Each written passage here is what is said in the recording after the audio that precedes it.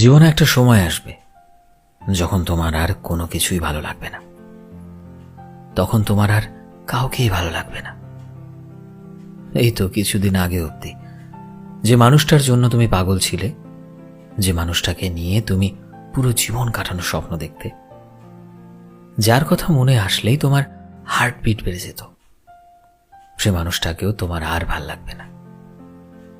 যে মানুষগুলো তোমায় পাত্তা দিত না, সে মানুষগুলো যখন তোমার সাথে নিজের থেকে কথা বলতে চাইবে, তখনও তোমার আর ভাল লাগবে না।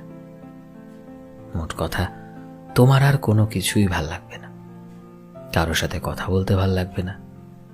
আর সত্যি কি বলতো, জীবনে কখনো কখনো এই মুহূর্তগুলো আসাটাও না খুব দরকার। এটা প্রমাণ করে দেয় এই মুহূর্তগুলো যে তুমি তোমার জীবনে ম্যাচিওর হয়ে গেছো, আর ধীরে ধীরে তুমি মানুষ চিনতে শিখে গেছো।